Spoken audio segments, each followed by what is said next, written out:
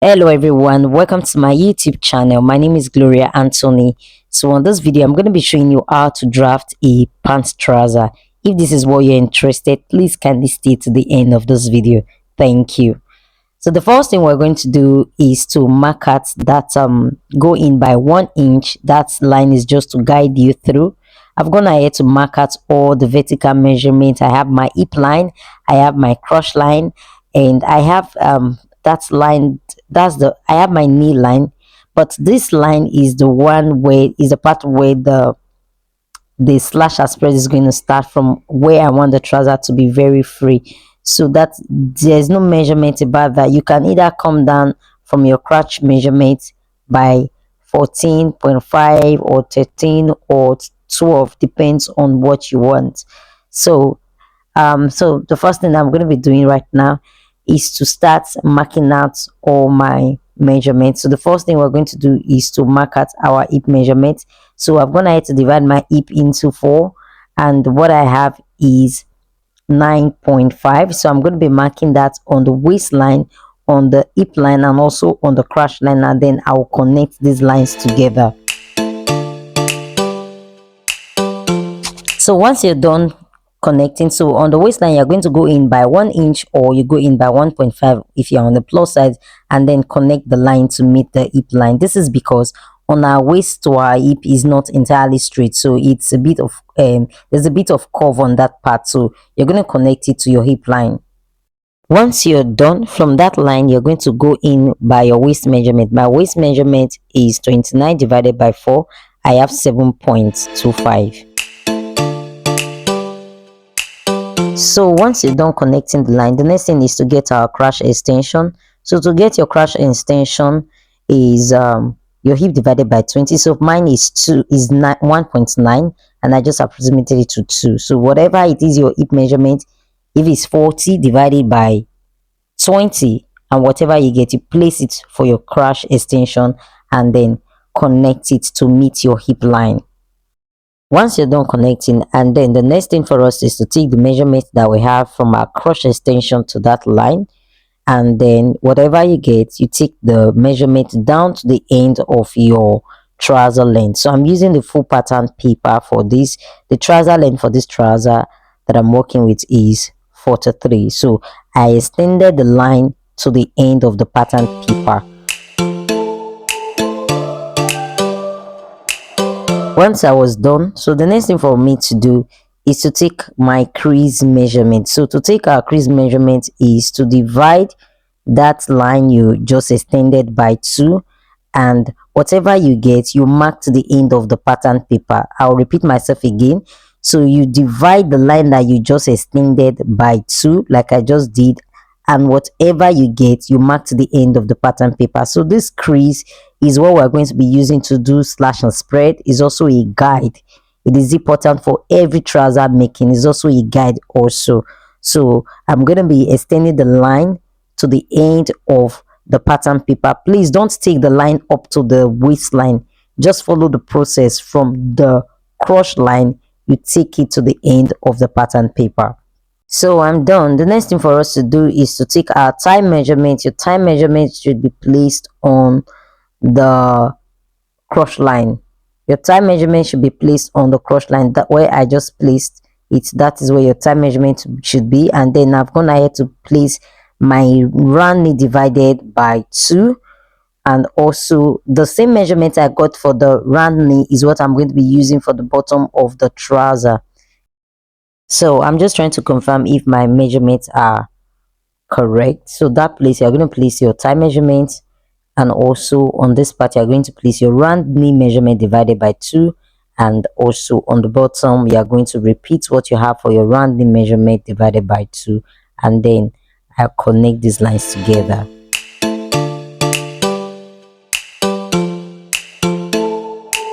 So I'm done connecting the lines together, and the next thing for us to do is to come down on our waistline by ½ inch and connect to the end of the line. This is because our waist is not straight. We have that curve on the front of our waist. So I've gone ahead to connect it, and the next thing for me to do is to start cutting out on my pattern paper.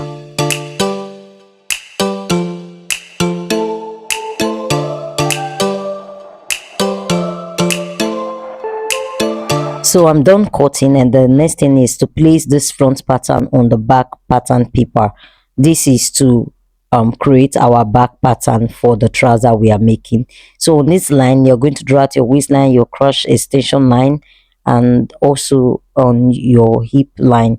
Is just a guide. So on the waistline, I'm going to be going up by 1.5 to connect that line to meet the waistline. This is for the back because the back is not straight. So you go up and connect the line to meet the waistline. This is for 1.5 is for a medium and a small person, but if you're on the plus size, you go up by 2 to connect, or 2.5, depends on how big your butt is. So I've gone ahead to connect the lines, and the next thing for us to do is to start going out by 2 from that line. On the hip line, go out by 2. On your crotch extension, because we did 2 at the back, so you are going to repeat whatever you did at the front for your crotch extension. Repeat the same thing for the back and connect all the lines together. So for me, mine is 2, and then I'm connecting 2.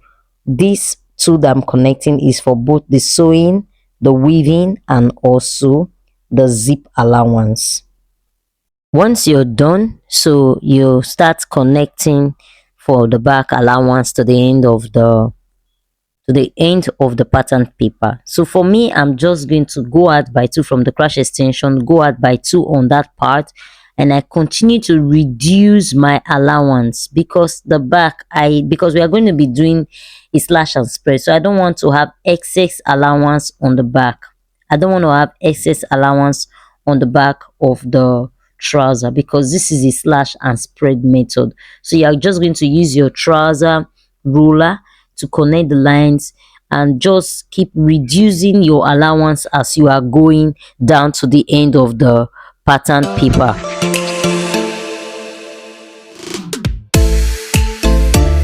Once you're done doing that, so you extend this line for the back trouser pattern paper. That is the 14-inch where we want to do our slash and spread method, and then use your tracing wheel to trace out from the front pattern paper to the back pattern paper, and also use the tracing wheel for the crease line so it would also reflect on the back pattern paper. So I've gone ahead to cut out the back pattern off the camera, and this is what we have. So I'm going to be slashing, I'm going to be using this tracing wheel again so it will be very visible on the back pattern, and also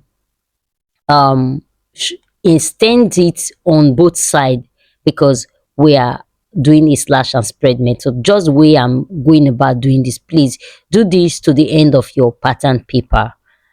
And once we're done, I'm going to cut out that ½ inch we came down on our waist line for the front pattern paper. Please make sure you cut that out. And the next thing we're going to be doing is to remove our front pattern from our back pattern. Remember, I just use a masking tip to hold it together for the purpose of the crease line that we are trying to get. So once you take that out, and then you start ruling out the lines that you use the tracing wheel on the pattern paper, so you'll be able to cut and slash. So at this moment, if you're yet to subscribe on this channel, please kindly subscribe it on the notification bell so you can get notified once I upload any sewing video. And please drop a comment for me on the comment section and give us a thumbs up. Thank you so much. So right now I'm going to be using my ruler to trace out this, like I mentioned. So I'm just trying to draw out the crotch line, the part where we are going to be slashing and spreading. So, and you're just going to go up a bit by, let's say, 0.75, because that is where we are going to be slashing towards the slash and spread. So I'm going to be cutting through. Please watch out how I am cutting this, so you will do the same for your pattern paper. Thank you.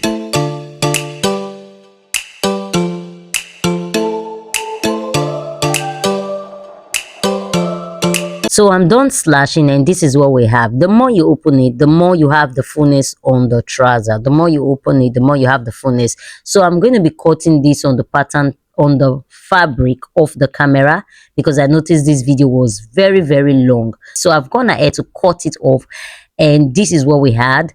I added 1.5 inch on the side of the pattern on the side of the fabric. Sorry, apologies. I added 1 inch on the side of 1.5 on the side of the fabric, and on this part I had to open it by 5. Yes, I open it by 5. So you can open it with 3, you can open it with 4, depends on how full you want it to be. Like I mentioned, depends on how full you want it to be. So on that part I added 0.5 for ease allowance. On this part 1.5 for ease allowance. From this part to up to the waist I added 1.5 ease allowance. So the next thing that I'm going to be doing is to also show you the back pattern. What I did for the front is what I also did for the back pattern, and here is what we have. I opened it by 5 also, and also on this part I added 0.5 on that part.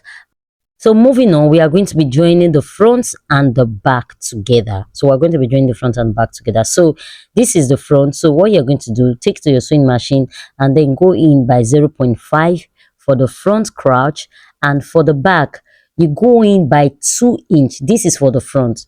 You go in by 0.5, and for the back you go in by 2 inch. So for the front, this is what I have after sewing. And also I iron the crease line. How to iron the crease line? You fold this into 2 equal parts for both legs and then give it a good press. Fold it into 2 equal parts and give it a good press. What I did for the front for this crease line is what I also did for the back. So I'm going to be picking the back piece and showing you. So this is what we have. I've gone ahead to do that, and I've also ironed it out, and this is what we have. So the next thing for me to do is to start joining it. Apologies, this video I had to really cut out a lot because it was taking a lot of time, and this was done at midnight. I was already running out of time because I had an appointment the next day. Apologies, I had to really fast forward this video. So right now, and then your hip measurement. Remember your hip from your waist for a medium person, but the standard measurement is actually 9.